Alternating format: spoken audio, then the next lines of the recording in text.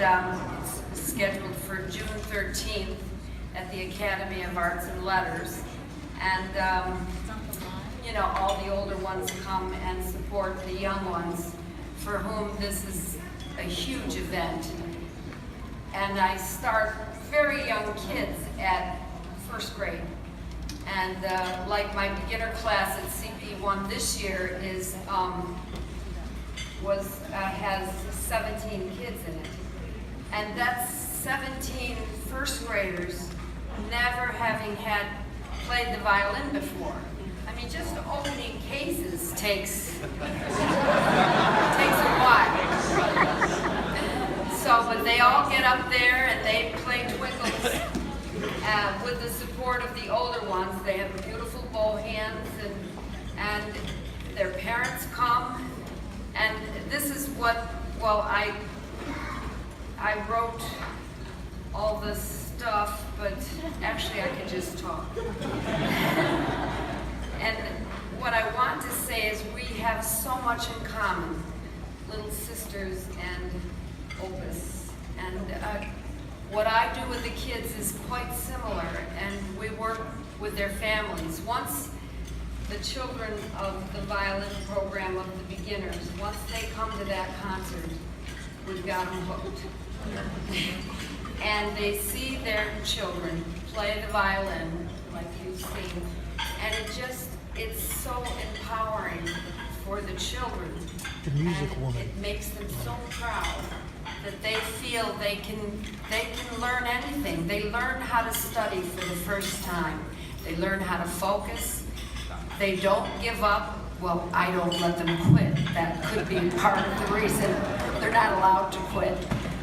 They are allowed to stop taking violin the next year if they really don't want to. But once they've been in that end of the year concert, they all want to stay in. Their parents come to the end of the year concert and they dress their children to the hilt. You know, they look like they're going to a wedding. And, you know, they expect, of course, just to see how beautiful their kids look, which they look beautiful. But they don't expect that their children will play so beautifully and so well.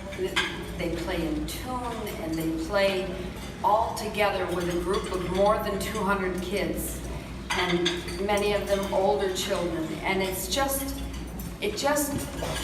allows the whole community, the entire family, to be a part of something, making something beautiful and bringing beauty into their lives.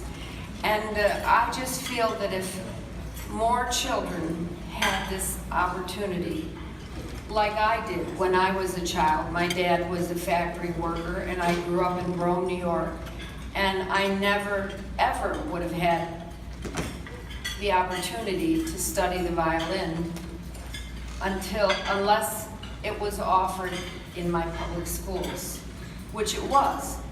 I had free orchestra or class violin lessons in school, and that's how I learned to play the violin. And with budget cuts these days, there is no violin classes, you know, in schools in general, like there was when I was a child.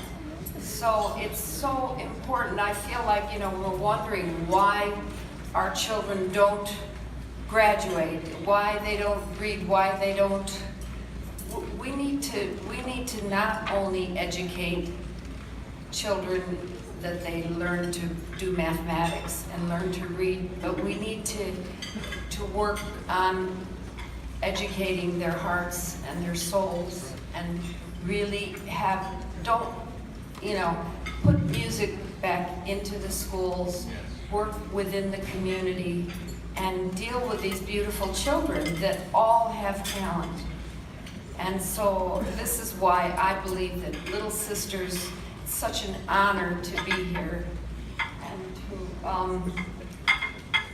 to be recognized in this way from an organization that really is a part of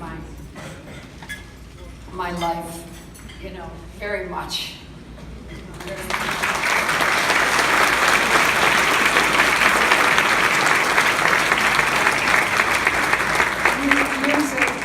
Roberta is saying, music goes on in life from really early ages until as we all age. Music is uplifting, music brings spirit, music is therapy.